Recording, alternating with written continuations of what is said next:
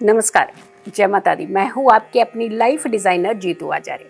सिंह राशि की बात करते हैं, लियो की बात करते हैं और शनि देव के पिताजी की राशि है ये।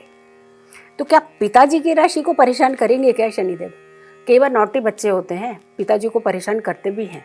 तो अब हम यहाँ पे ये देखेंगे कि ये जो बदलाव होने वाला है शनिदेव का 29 मार्च को, ये जो बदलाव होना है, ये क्या वाकई ही पिताजी की राशि को परेशान करेगा या फिर कोई ना कोई फायदा देगा, या फिर कोई एक ऐसे अपॉर्चुनिटीज़ के रास्ते बनाएगा आपके लिए, या फिर कहेगा कि धर्म कर्म के काम थोड़े से ज़्यादा कर लीजिए इस बार।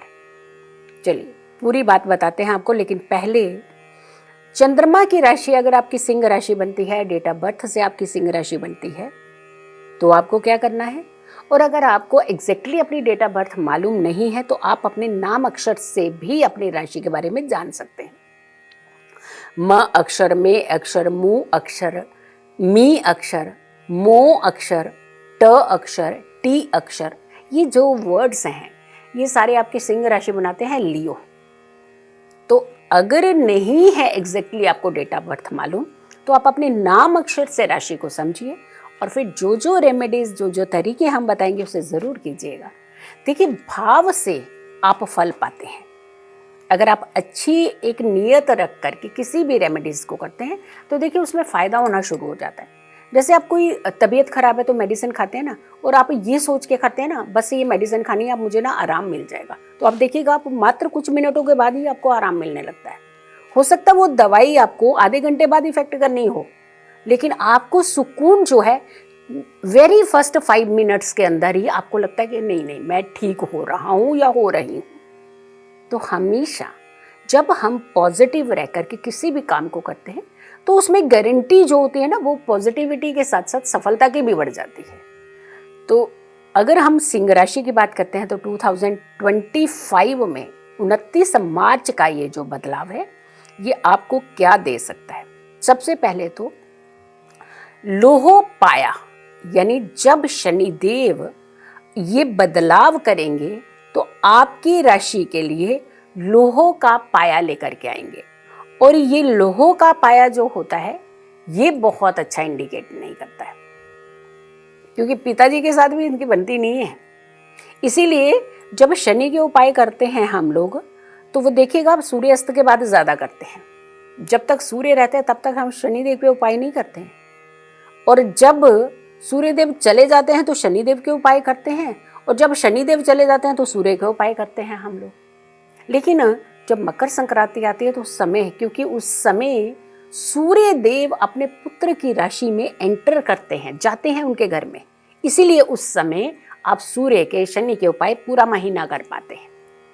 लेकिन जब हम बात कर रहे हैं यहाँ पर इस बदलाव की, तो यहाँ पर कुछ चेंजेस आपके लिए होने वाली हैं। सबसे पहले अगर हम देखेंगे कहाँ कहाँ के स्वामी हैं, छठे भाव, 7वें भाव के स्वामी हैं, और आपके 8वें भाव यानी 6th हाउस, षष्टम में और सप्तम का, ये दोनों के तो स्वामी हैं, लेकिन अष्टम में इनका गोचर है 8वें भाव में। 8वें भाव का गोचर अच्छा माना जाता है।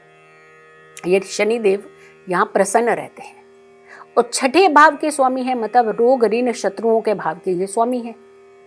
तो यहाँ पर ये जो संबंध बन रहा है, तो सबसे पहले आपके रोग खत्म करने वाला, आपके जो एनिमीज आपके पीछे टांग खींचते रहते थे ना कि नहीं चढ़ने देना, इनको तो सीढ़ियाँ चढ़ने ही नहीं देनी, वो सारे के सारे खुद ढेर होकर के बैठेंगे। वो अब तो सताने की तो बड़ी दूर की बात रहेगी, इनफैक्ट वो उनको नींद नहीं आएगी अब, क्योंकि ये जो बदलाव है ये आपकी राशि वालों के शत्रुओं को खत्म करने का बदलाव है। ये यानी जितना सताया था सता लिया उन्होंने आपको, अब आपकी जान छूटने वाली है शत्रुओं से। तो शत्रुओं की तरफ ध्यान देने की ज़्यादा ज़रूरत नहीं है, वो तो शनिदेव अपने आप देख लेंगे। आप अपने कर्म की, क्योंकि छठा भाव जो होता है ये आपकी सर्विस का भी होता है। नौकरी में भी बहुत लोगों ने सताया होगा आपको, देखना, लेकिन अब उनका हिसाब यहाँ पे होने वाला है। न्याय के देवता हैं एक तो, दूसरा छठे भाव से संबंध बना रहे हैं, अष्टम भाव से संबंध बना रहे हैं, तो यानी आपके लिए कुछ अच्छा होने वाला है। लेकिन वहीं अगर हम इनकी दृष्टियों के हिसाब से देखते हैं, क्योंकि दृष्टियों का गहरा संबंध होता है, क्योंकि शनिदेव जहाँ बैठते हैं वहाँ तो रिजल्ट देते हैं, लेकिन जहाँ देखते हैं वहाँ कमी करते हैं। तो शनि का देखना ही अच्छा नहीं माना जाता। दशम भाव द्वितीय भाव और आपका पंचम भाव। दशम भाव हो गया आपका काम, मतलब काम जो भी करते हैं आप, तो उसमें ये कहेंगे कि थोड़ी सी मेहनत करिएगा जरूर, लथार्जिक मत होइएगा, रुकिएगा मत, हिम्मत रख करके आप काम करते रहिएगा, काम बढ़ जाएंगे आपके। एफर्ट्स यानी हाथ पैर मारने हैं, अब नहीं रुकना है आपने, अगर रुके तो फिर काम रुकेगा, तो आपको एफर्ट्स करने हैं। दशम भाव मीन्स कर्म भाव को, काम के भाव को ये कह रहे हैं कि काम करने के लिए आपने हिम्मत बनाए रखनी है। और वही अगर कि हम पंचम भाव की बात कर रहे हैं या फिर द्वितीय भाव की बात कर रहे हैं, दूसरा क्योंकि काम से कनेक्टेड है, काम करेंगे तो पैसा आएगा, द्वितीय भाव धन भाव हो गया, तो काम नहीं करेंगे तो पैसे में कमी होगी, तो यानी पैसा चाहिए तो काम जरूर कीजिएगा। और पंचम भाव की अगर हम बात करते हैं, फिफ्थ हाउस, फिफ्थ हाउस आपके रिश्ते हैं। कौन से रिश्ते? जो स्वयं आप बनाते हैं, मित्रता के रिश्ते, फ्रेंड सर्कल। फ्रेंड सर्कल में छोटी छोटी बात को लेकर के हो सकता है डिस्प्यूट हो सकता है कई बार एक दूसरे की बात आपको अच्छी नहीं लगती है, लेकिन यहाँ पर छोटी सी बात बड़ी बन सकती है। कोशिश कीजिएगा उसे जल्दी से खत्म करने की, अदरवाइज विवाद आप लोगों के आपस में बढ़ सकते हैं। स्वास्थ्य का ध्यान रखने की जरूरत है, क्योंकि स्वास्थ्य प्रायोरिटी होती है हमारी। और सबसे बड़ी बात है कि हम स्वास्थ्य को जब जब नज़रअंदाज करते हैं तो हमारी बहुत सारी चीज़ें जो है डिस्टर्ब हो जाती हैं। हेल्थ खराब रही, काम गया। हेल्थ खराब रही तो घर वालों के साथ चिड़चिड़े रहेंगे आप। हेल्थ खराब रही तो आपकी स्व इच्छाएं जो होती हैं वो भी कहीं ना कहीं मरने लगती हैं, तो यानी अच्छा ही नहीं लगता कुछ भी। तो हेल्थ को आपने ध्यान रखना है, अपने खाने पीने का ध्यान रखना है, अपने एक सिस्टम का ध्यान रखना है, समय पर सोना, समय पर जागना, ये आपको थोड़ा सा इस समय ठीक से एक सिस्टमेटिकली तरीके से करना पड़ेगा। वहीं अगर हम करियर की बात करते हैं कि नए काम करिए, ज़रूर करिए, करने चाहिए, क्योंकि शनिदेव का छठे भाव से संबंध आ रहा है, नौकरी के भाव से।